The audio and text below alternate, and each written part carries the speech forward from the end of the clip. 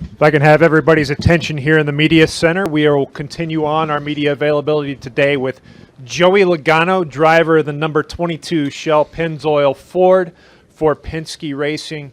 Joey, you hold the distinction here of being the last non-Hendrick Motorsports driver to win at Pocono Raceway. I mean, they've won 5 straight races. What's it going to take to really knock them off the mountain this weekend? I didn't even know that. So, apparently a lot. This is one of those racetracks that, aero and horsepower come into play a lot, and we've seen Hendrick be very good in those departments. Not that Penske isn't. I feel like we've had some fast race cars here in the past. I think we finished 3rd here in the fall. Brad almost won the spring. So we've been closer in the past. Just apparently those guys are a tick faster, and they've had the right strategy. There's a lot that goes into winning at Pocono.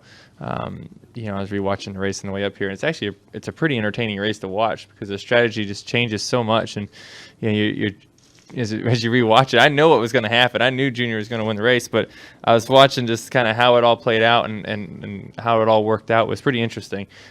So strategy is key here. It's a big deal, making sure we have the right one, which is always subject to change throughout the race, and making sure you can pass cars when you can and try to make that strategy work also. So you got to have a fast car to do that. So a lot of things go into winning this one. If you can raise your hand, we'll get a wireless mic to you. We'll start here in the middle and go head over to Bob. Hi, Sean Succi, Pocono Record. You have 4 top 10 finishes in your last 6 races here at Pocono. What has gone right for you here, and how can you build from that? I think it's always kind of been a good racetrack for me, even before they repaved it. But those races, I think all of them have come from the repaved racetrack here, and we've just had a fast race car, and restarts are a big deal here. Being able to make the most out of it and working, we've seen the restarts here obviously be crazy.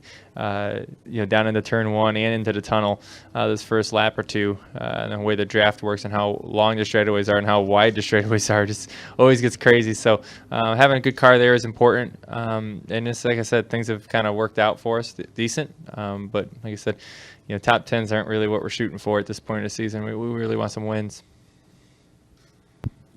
Bob Hocker, CSPN.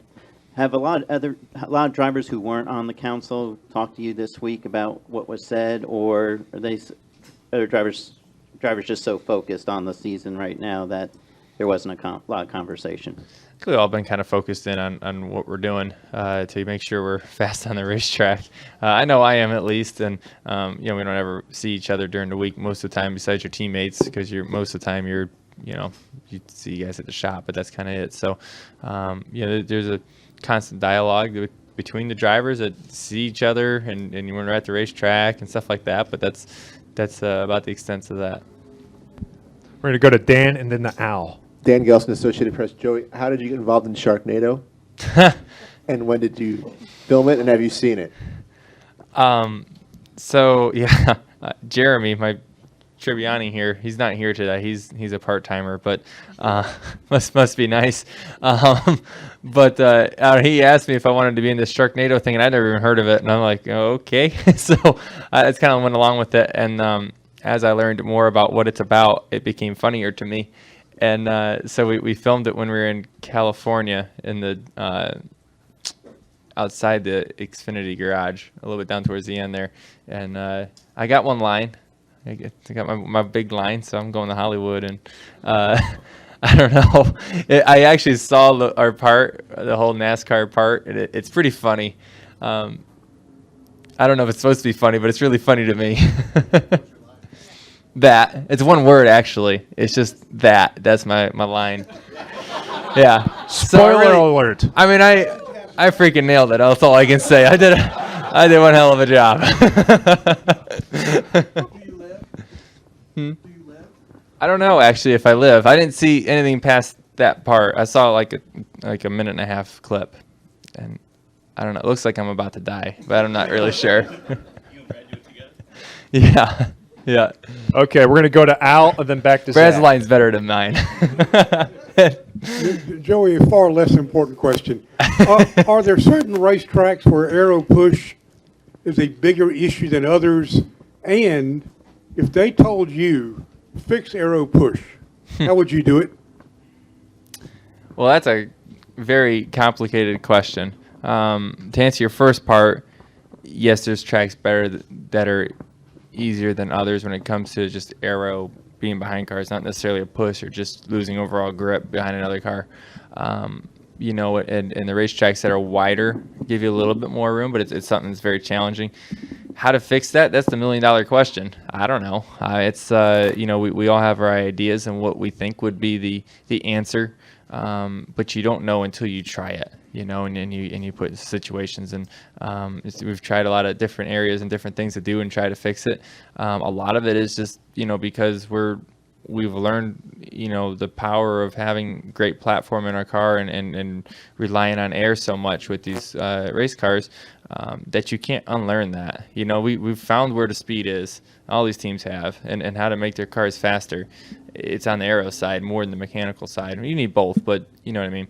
And once you've learned that, you can't unlearn it. It is what it is, and we'll always rely on air. But is there ways we can lessen that? I'm sure there is. Just finding the right way to do it. There's a million different ways to mix it all up and say, okay, this is the best package or this is the best package. But we just got to, a little bit of trial and error, talking with the drivers like they are. I think it's a great way. I think talking with the owners and the teams and the engineers, the more we can all communicate and talk about it, we can put all our ideas together and have something. We're going to go to Zach and then over to Joseph. Hi, Zach Tanzvetti, Redmond's Racing. You raced wheel to wheel with Mark Martin in 2012. Right here. You raced wheel to wheel with Mark Martin in 2012. Out to your win that year. Can you kind of recap how that race was, racing with him and going on to win the race? That was cool. That to me kind of felt like my first Cup win.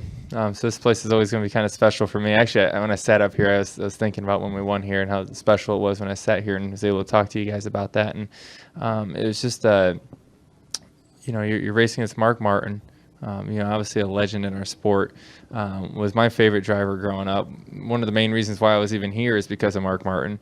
And, you're racing him for a win. And obviously that was in a challenging time in my career, not knowing where I was going to race the next year, if I was going to have a ride and what I was going to do. And, getting that win was one of the most special wins of my life. And, it's hard to kind of put it in words on what it was like. I just know I was shaking the last 4 laps inside the car, and I've never had that feeling before, or haven't had it since that day. So winning here was a special one for us. Joseph Walken, frontstretch.com. How much pressure have you put on yourself to succeed this season after your Daytona 500 win? Not any more than what we would have, and if we didn't win Daytona 500, we want to succeed no matter what. And I feel like we've had some good runs for sure. We have a lot of top 5s, a lot of top 10s this season. We want more than one win, that's for sure. And we need to find a little bit more speed to get to that point. Does it add pressure to us to want to finish off the year great? We wanted to finish off great anyway, so we're going to put that pressure on ourselves no matter what, as we should. Finish up here with Chris. Chris Knight, catchfence.com. Some of the drivers talked about that the tunnel turn is really rough. Oh, is it? Exactly how rough? I still got a headache, so. Exactly how rough is it, and what will that play out for Sunday's race? Apparently, winter was really harsh here or something. It's unbelievable. I figured Travis Pastrana would be really good here. With the jump and the tunnel turn there, it's just it's brutal. It's a big jump. Front tires are completely off the racetrack, so obviously that's hard inside the race car to figure out how to get over that for the driver, but for the team, you try to fix that, you hurt the rest of the racetrack, and so you give up 2 corners for 1 corner. It doesn't really make sense, but you want to try to compromise and try to get that corner good as you can, and Pocono is always a compromise because there's 3 different corners, but it's a little bit more different than normal because of the jump. And I don't know if we might be calling it bumps, but I think it's big enough to call it a jump. And it's tough, when we get in a race situation. The guy on the inside there, he's he's not going to be able to hold the bottom very well, I don't think. It depends if we get better tomorrow. I mean, obviously, we're all going to try more things tomorrow in practice and try to make it better. But, you know, it may promote some passing, possibly. But it's not going to promote much too wide racing through the tunnel, but it might off the corner because cars can make a mistake and you go up the racetrack, lose momentum, and a car can pass someone that way. But too wide through there is a good chance that someone loses a nose and gets up into somebody. And it's already been a tricky place to run too wide through that corner as it is, and it's always kind of hairy through it, and makes it exciting to watch for sure.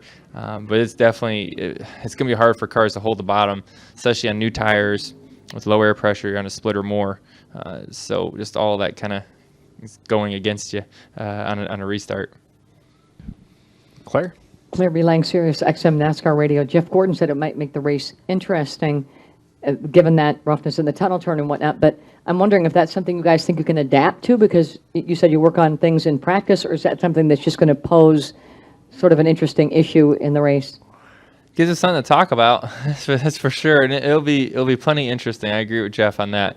Will it help or hurt the racing? It's gonna make it different. But it's really bad. I mean, it's to the point that I'm nervous my car won't make it through the race because our cars aren't built to jump things. They're built to be on the ground, and that's kind of where they work best. And when your front tires come off the ground and they land and they're moving, and it just stresses all these parts and pieces out. We have everything built to the max of what our cars typically do, and this is a little bit more. So will cars break? Possibly. We don't. I guess we don't know, but it's something that I believe. I have a concern of. I know Brad has a concern about. We talked about it together, and it's something that I would assume they have to fix before the Indy cars get here, because I don't think their cars can go over that the way it is now. So we'll just have to find a way to deal with it throughout the weekend, and I would assume they're going to grind it or do something to try to fix that, but we'll have to wait and see. Joy, good luck this weekend, and thanks a lot for joining us, and good luck in getting your star on the Hollywood Walk of Fame. Oh, gee, thanks. Everyone tune in.